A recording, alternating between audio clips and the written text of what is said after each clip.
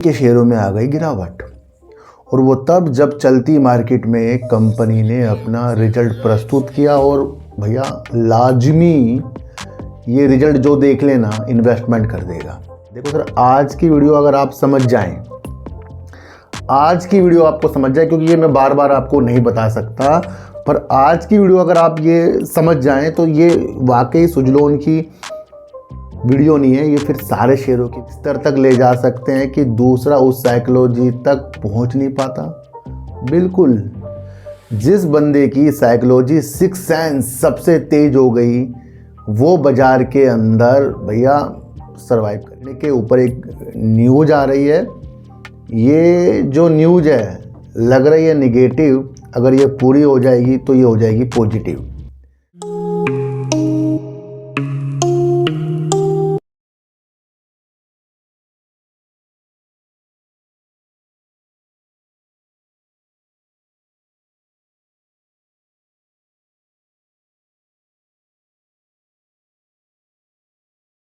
नमस्कार, मैं स्वागत करता हूं आपका अपने ही चैनल पर जिसका नाम है सार्थक बाजार से। आज हम बात करेंगे सुजलोन एनर्जी के ऊपर, क्योंकि इसका आ गया Q3 और रिजल्ट आने के बावजूद भी कंपनी के शेयरों में आ गई गिरावट। और वो तब जब चलती मार्केट में एक कंपनी ने अपना रिजल्ट प्रस्तुत किया और भैया लाजमी ये रिजल्ट जो देख लेना इन्वेस्टमेंट कर देगा, है ना। तो उसकी साइकोलॉजी को पकड़ेंगे। वैसे इस साइकोलॉजी को मैंने आपको आज से 2 दिन पहले सुजलोन के ऊपर वीडियो बनाई थी। अगर आपको यकीन नहीं हो रहा है, 2 दिन पहले वाली वीडियो देखना, आपको कुछ अंदाजे मिलते हो उससे। मैंने कहा ना कि इस चैनल पर जो जो अपनी चीज़ें खींच लेगा वो आगे की तरफ बढ़ेगा। और बात करेंगे हम वोडाफोन आइडिया के ऊपर, उसकी ऋण के ऊपर एक न्यूज आ रही है। ये जो न्यूज है लग रही है निगेटिव, अगर ये पूरी हो जाएगी तो ये हो जाएगी पॉजिटिव। क्या हम अपनी साइकोलॉजी को उस स्तर तक ले जा सकते हैं कि दूसरा उस साइकोलॉजी तक पहुंच नहीं पाता? बिल्कुल, जिस बंदे की साइकोलॉजी सिक्स सेंस सबसे तेज हो गई वो बाजार के अंदर भैया सरवाइव करेगा। प्रॉफिट तो सब अपने द्वारा आएंगे, पर अगर आपकी साइकोलॉजी कमज़ोर है तो बाज़ार के अंदर हमारा कोई भी मतलब वास्ता नहीं है। दूसरी बात हम करेंगे ट्रेड डील के ऊपर। जो बयान अमेरिका दे रहा है कि वो अब तेल जो है वेनेजुएला हो गया या अमेरिका से ख़रीदेगा देशों से, और वो पूरा का पूरा रूस से तेल लेना बंद कर देगा, इसकी प्रतिक्रिया का इंतज़ार बाज़ार को था। और मैंने आपको लगातार 2-4 दिन ये बातें बताई कि क्या रूस से तेल लेना बंद कर देगा भारत, तो रूस भी इसके अंदर कुछ ना कुछ तो प्रतिक्रिया देगा। पर रूस ने क्या कहा था अभी हमें इस बारे में पता नहीं है। तो एक बहुत महत्वपूर्ण न्यूज़ है जहाँ पर सरकार ने अपना रुख जो है साफ किया है, पर इस न्यूज़ को आपको समझना पड़ेगा। और कहीं ना कहीं इस न्यूज़ की वजह से भी आज आपको गिरावट देखने को मिली है। इस चीज़ को भी मैं आगे आपको बहुत प्यारे तसल्ली से समझाऊंगा। पहली बात हम करेंगे सुजलोन एनर्जी की। 2 दिन पहले वीडियो और मैंने कहा था कि रिजल्ट के ऊपर कोई भी चीज़ें हमें नहीं करनी है, क्योंकि रिजल्ट के ऊपर कुछ लोग ऐसे होते हैं कि वो रिजल्ट के ऊपर अपना दाव लगाते हैं और सोचते हैं कि शेयर अच्छा अगर रिजल्ट दे दे कंपनी तो 4 रुपए भागे तो वो अपना प्रॉफिट बुक करेंगे। और आज भी आपको ये देखने को मिला। देखो सर, आज की वीडियो अगर आप समझ जाएं, आज की वीडियो आपको समझ जाए, क्योंकि ये मैं बार बार आपको नहीं बता सकता, पर आज की वीडियो अगर आप ये समझ जाएं तो ये वाकई सुजलोन की वीडियो नहीं है, ये फिर सारे शेयरों की वीडियो है। मैं साइकोलॉजी के ऊपर वीडियो बना रहा हूँ। देखो सर, जो ये साइकोलॉजी मैं यूज कर रहा हूँ इससे मुझे आज तक के नुकसान नहीं है। मैं आपको इतने से एक बात बता दूँ, क्योंकि मैं लालच को साइड में करके वो सोचता हूँ जो दूसरे नहीं सोच सकते, और मुझे लगता है कि मेरे देखने वाले भी अब वो सोच रहे हैं जो दूसरे नहीं सोच सकते। तो यकीनन इस चैनल को शेयर कीजिए, पहली बार कह रहा हूँ, क्योंकि कुछ लोगों को बचाना है मैं बाज़ार के अंदर। अच्छा, आज सुजलोन का रिजल्ट आ रहा था तो मेरे आस पड़ोस के व्यक्तियों ने मुझे कहा, जिनसे मेरा बोल चाल है, दोस्त हैं मेरे, खरीद लो, रिजल्ट बहुत अच्छा आएगा। जब रिजल्ट नहीं आया था, मैंने कहा भैया रिजल्ट के ऊपर तो मैं 2 दिन पहले ही समझा चुका हूँ, वीडियो बना चुका हूँ, मैं तो नहीं खरीदूंगा। फिर जब इसका रिजल्ट 2 बजे करीब आया तो उनकी और आंख फट गई, क्योंकि रिजल्ट के अंदर 42% का जंप जो है राजस्व में सुजलोन एनर्जी ने दिखाया।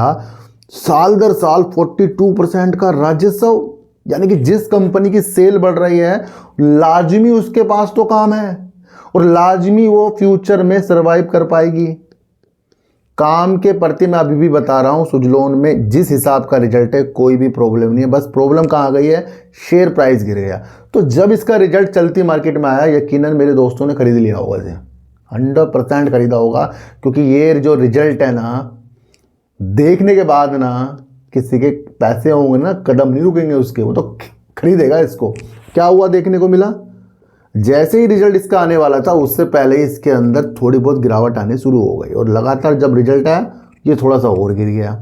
अब ये कल को भागे परसों भागे वो उसको छोड़ो, पर आज कुछ लोग ऑपरेटर सफल हो गए हैं। वो कैसे सफल हो गए हैं ये भी मैं आपको बताऊंगा। उससे पहले मैं आपको सुनाऊंगा न्यूज़ को देखें। सुजलोन एनर्जी की तीसरी तिमाही के नतीजे, राजस्व में 42% की वृद्धि, मार्जिन में विस्तार, लेकिन शेयर में 4% की गिरावट। अच्छा, ये जो गिरावट हो रही है इसके काम धंधे बिल्कुल सही हैं, फिर भी गिरावट हो रही है। पर आज लोग आपको वीडियो बनाएंगे, लिख लेना इस बात को, आज आपको समझाएंगे कि बाजार गिर रहा था इसलिए ये शेयर भी गिर गया। इस गलतफहमी में कभी मत आ जाना। जब जिस कंपनी के ऊपर सबका फोकस होता है और कुछ लोग आपको कहें कि बाजार गिर रहा था इसलिए ये शेयर गिर गया, तो यकीनन उनको तो कुछ पता नहीं है, वीडियो बना रहे हैं, वो हमें भी पागल बना रहे हैं। मैं कह रहा हूँ इन चीज़ों से देखो ज़रा डिसाइड करो। मैंने आपको पहले कहा था 2 दिन से बाजार के अंदर कुछ तेज़ी के माहौल थे, कुछ चीज़ें मैंने वहाँ समझाई थी। आज सुजलोन एनर्जी का रिजल्ट बहुत अच्छा है, मैं गलत नहीं बता रहा हूँ, पर मैं वो साइकोलॉजी बता रहा हूँ। कुछ लोग आपको नहीं बता पाएंगे, वो आपको गुमराह करेंगे कि भैया रिजल्ट बहुत अच्छा आ गया, आज तो बाजार ही गिर गया था इसलिए ये शेयर गिर गया, आज तो वोडाफोन आइडिया इसलिए गिर गया कि बाजार ही गिर रहा था। बिल्कुल इस गलतफहमी में आपको नहीं आना है।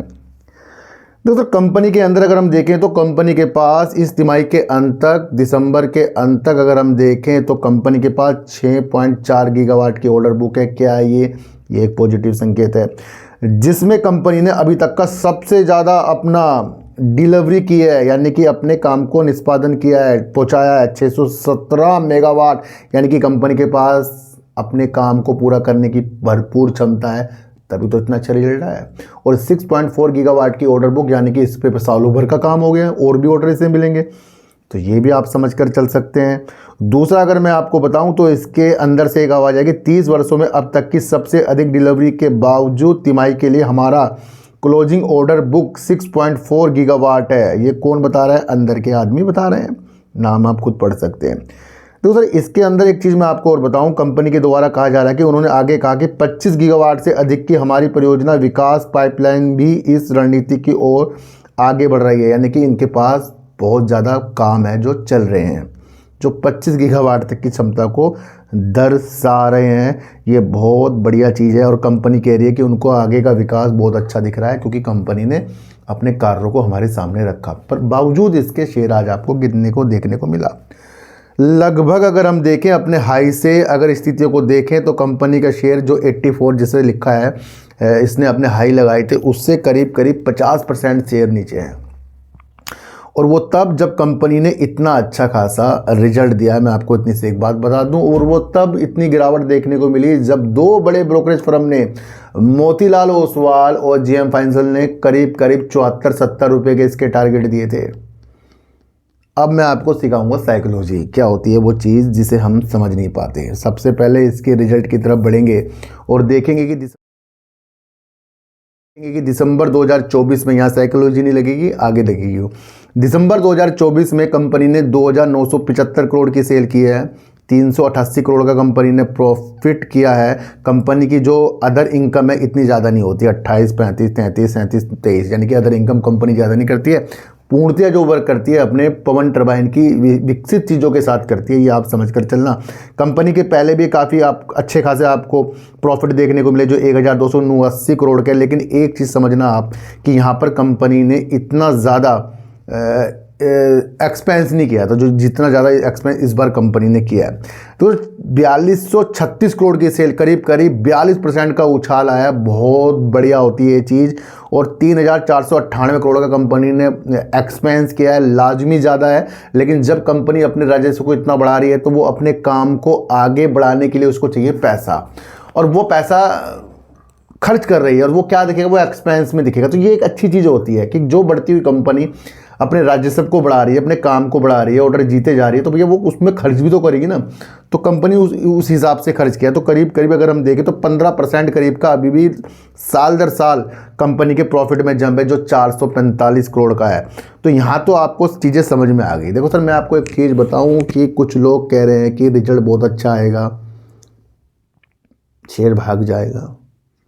कुछ लोगों ने कल और कुछ लोगों ने आज, क्योंकि कुछ लोग होते हैं ना कि भैया शायद इसका रिजल्ट चलती मार्केट में आ जाए तो प्रॉफिट बुक कर लेंगे, ऐसे काफ़ी बाइंग होती है।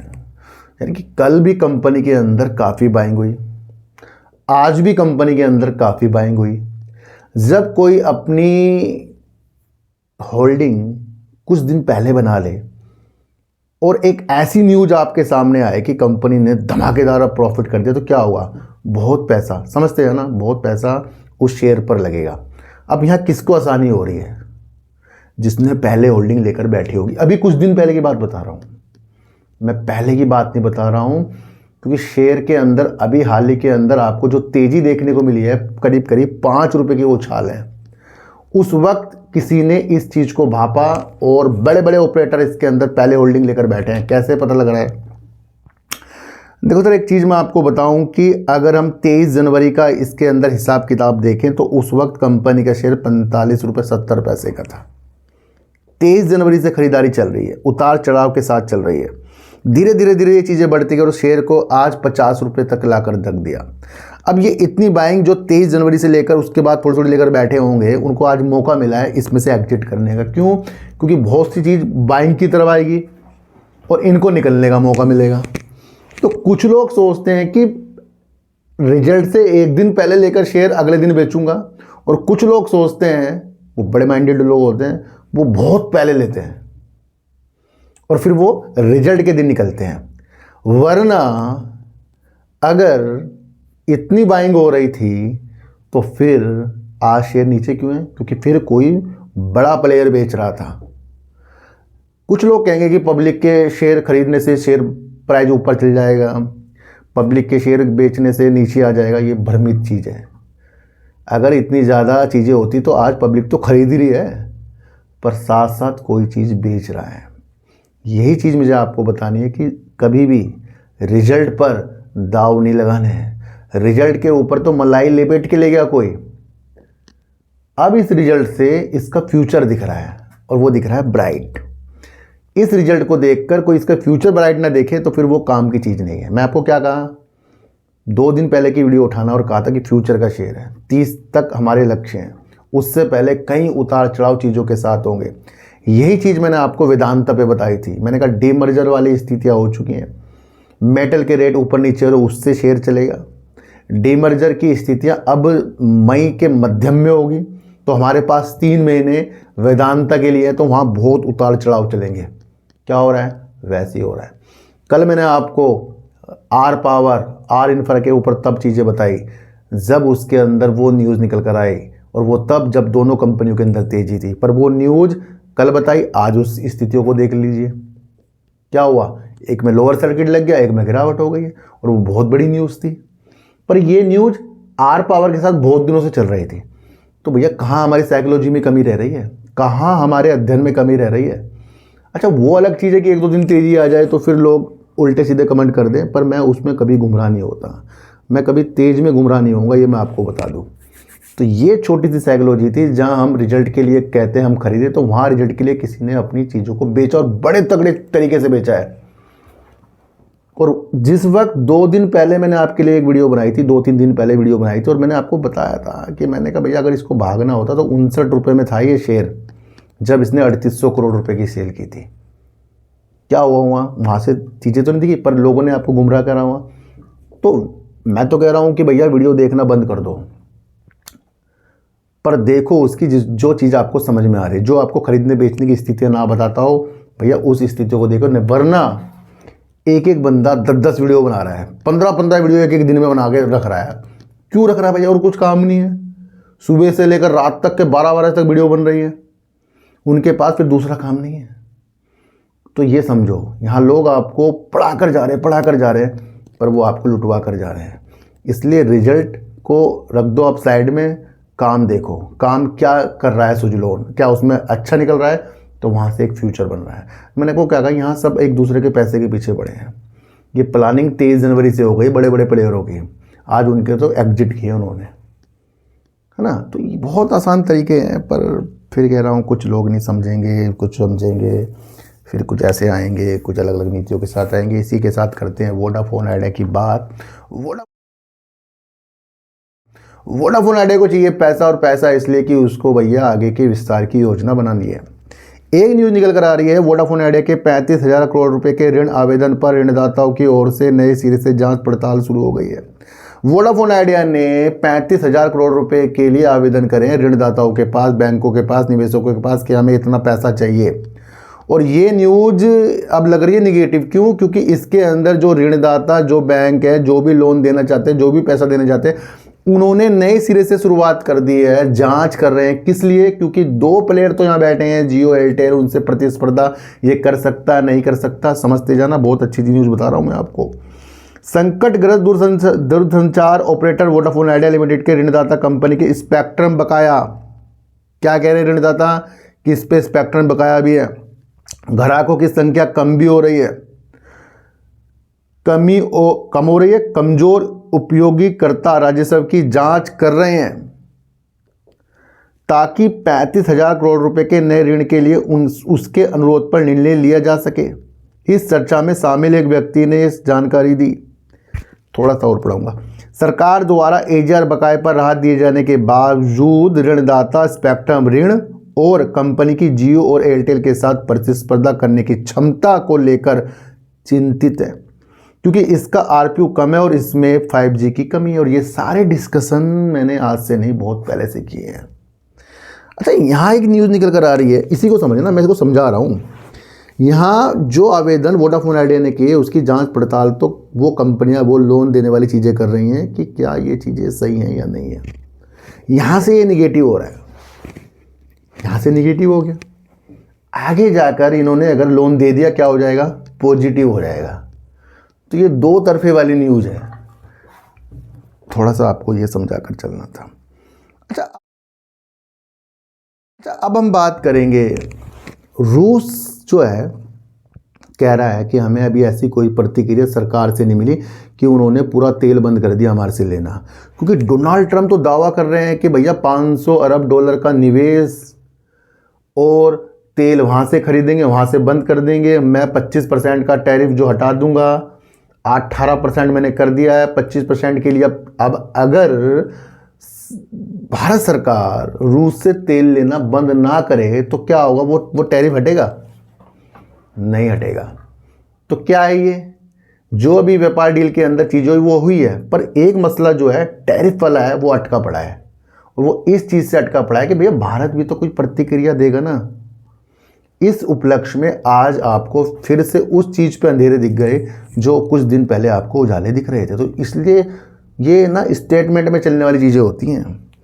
दोबारा से इस चीज़ को समझ जाऊंगा। रूस और वेनेजुएला से कच्चे तेल की खरीद पर भारत ने दिया बयान। वेनेजुएला क्यों मैं आपको कह रहा हूं? क्योंकि आपको पता है वेनेजुएला पर अब अधिकार किसका है? अमेरिका का है। अब मामला पूरी तरह से साफ किया, क्या करें क्या नहीं करें, क्योंकि भारत का रुख जानना बहुत ज़रूरी है। क्योंकि अगर सिर्फ ट्रंप के साथ देश है तो फिर रूस स्थितियों के अलग तरीके से आपको दिखाएगा। अब भारत क्या कह रहा है इसे आपको समझकर चलना पड़ेगा। भारत ने रूस और वेनेजुएला से कच्चे तेल की खरीद को लेकर अपना रुख एक बार फिर बिल्कुल साफ कर दिया। सरकार का कहना है कि देश की सबसे बड़ी प्राथमिकता, सबसे बड़ी हमारी जो है महत्वपूर्ण चीज़ क्या है, जो हमारे देश के 140 करोड़ लोगों की एनर्जी सिक्योरिटी की है। क्योंकि भाई हमारे जो देश के सबसे 140 करोड़ लोग हैं उनको तेल गैस की स्थितियाँ चाहिए, ये आप समझना।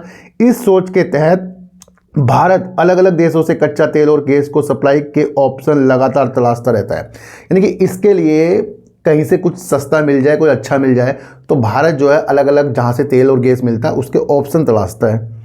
विदेश मंत्रालय के मुताबिक भारत अपने एनर्जी सोर्सेज को बाजार के हालात और बदलते अंतर्राष्ट्रीय हालात के हिसाब से डाइवर्सिफाई कर रहा है, यानी कि देख रहा है, वो इधर उधर कर सकता है अपने हिसाब से। तो ज़रूरी नहीं कि एक ही देश से देश जो है तेल और गैस खरीदेगा। ये बहुत महत्वपूर्ण चीज़ हमारे सामने आ गई। तो यहाँ से सीधा सीधा मकसद ये है कि भारत ने एक ही देश से कुछ लेना स्वीकार नहीं किया है, तो ये बाजार का रुख मोड़ कर गई है। मंत्रालय के मुताबिक भारत की पूरी एनर्जी पॉलिसी का केंद्र सिर्फ एक बात पर है, वो है देश की एनर्जी सुरक्षा। विदेशी मंत्रालय ने साफ कहा कि भारत के लिए सबसे जरूरी है कि 140 करोड़ लोगों को लगातार और भरोसेमंद तरीके से एनर्जी मिलती रहे। एनर्जी का मतलब यहाँ क्रूड यानी कच्चे तेल से है, और वो आपको पता है कि डोनाल्ड ट्रंप जी क्या कहते जा रहे हैं। तो भैया ये बहुत अलग न्यूज़ है, जहां आपको समझकर चलना पड़ेगा, जहां भारत ने अपनी स्थितियों को साफ कर दिया है। अच्छा, वेनेजुएला से भारत पहले भी तेल और गैस 1919-20 के तहत लेता रहता था, लेकिन बीच में उसी वक्त प्रतिबंध लगे हैं। फिर दोबारा से 2023-24 में फिर दूसरे सिरे से इसने अपना स्टार्ट किया लेना तेल वेनेजुएला से, फिर दोबारा प्रतिबंध लगे हैं। पर अब जो अमेरिका की स्थिति पैदा हुई, अमेरिका कह रहा है कि अपनी स्थितियों को भारत जो है हमारी तरफ रखे और रूस से तेल ना ले। तो ये एक बहुत बड़ी न्यूज़ है, इसे आपको समझकर चलना पड़ेगा। रूस के संदर्भ में सरकार ने साफ कर दिया, अब इसको लाइन को समझ लो। रूस के संदर्भ में सरकार ने साफ कर दिया है कि भारत के फैसले किसी दबाव में नहीं है। बहुत महत्वपूर्ण न्यूज़ है, बल्कि पूरी तरह से अपने राष्ट्रीय हितों और व्यावसायिक परिस्थितियों को ध्यान में रखकर लिए जाते हैं। रशिया से कच्चा तेल खरीद भी इस व्यापक एनर्जी रणनीति का हिस्सा, तो एक रणनीतिक हिस्सा बता दिया, तो मना नहीं हुआ है अभी। आज बाजार इस स्थितियों के साथ। अब अगली प्रतिक्रिया आप देखो अमेरिका से क्या आने वाली है। क्या अमेरिका ये कहेगा चलो भाई थोड़ा थोड़ा दोनों देश से ले लो। न्यूज़ बहुत महत्वपूर्ण है, जो इसको समझेगा वो उसकी सोच को मैं बहुत बहुत सलाम करूंगा। कुल मिलाकर भारत का संदेश साफ है, चाहे बात वेनेजुएला की हो या रूस की, सरकार का फोकस सिर्फ और सिर्फ भारत की ज़रूरतों पर है। इंडिया अपनी एनर्जी सप्लाई को सुरक्षित, सस्ती और स्थिर बनाए रखने के लिए हर व्यावसायिक ऑप्शन को खुले मन से देखने की नीति पर चलता है। साफ साफ देश का रुख हो गया है। अब इसके ऊपर काफ़ी दिन चलने वाले हैं। बाजार उस रणनीतियों पर चलता है जो स्टेटमेंट के द्वारा होता है। बाजार उस स्थिति पर नहीं चलता कि जो सोच सब रख रहे हैं उस सोच से बाजार चले। सब सोच तो सुजलोन पर भी रख रहे थे, क्या उस वजह से आज आपको बाजार के अंदर सुजलोन तेजी के संकेत देखने को मिला? भ्रमित वीडियो से दूर रहिए, प्रैक्टिकल चीज़ों को देखिए, साइकोलॉजी को तेज कीजिए। कौन आपको बहका रहा है, फुसला रहा है, उन चीज़ों से दूर रहिए। बाजार जो है किसी भी उस हिसाब से नहीं चलेगा कि खुशी होकर कुछ चीज़ कर दें और बाद में देखें भैया कुछ हमें मिला नहीं है। रणनीतियाँ समझिए, वोडाफोन आइडिया की रणनीतियाँ बहुत साफ है। दूसरी रणनीतियाँ सुजलोन की समझा दी है, वहाँ पहले ही चीज़ें हो चुकी थी। तीसरी रणनीतियाँ देखिए कि सुजलोन के अंदर कोई भी कमी नहीं है, तो वो क्या दिखा रहा है, वो एक फ्यूचर दिखा रहा है। उस फ्यूचर को आपको जानना है। आज की वीडियो आपको कैसे लगी अगर मुझे जरूर बताना। किसी को भी खरीदने बेचने की नीति मेरे चैनल पर बिल्कुल भी नहीं है। मेरा कोई टेलीग्राम, कोई व्हाट्सएप ग्रुप नहीं और ना ही आज तक मैंने बनाया। तो सर चीटी को आटा दीजिए, गाय को रोटी दीजिए और अपने बच्चों को ज़्यादा से ज़्यादा प्यार कीजिए, क्योंकि बच्चे ही आपकी मासूमियत से किस्मत पलटेंगे। तो फिर मिलेंगे आपसे नई वीडियो के साथ, जब तक के लिए नमस्कार।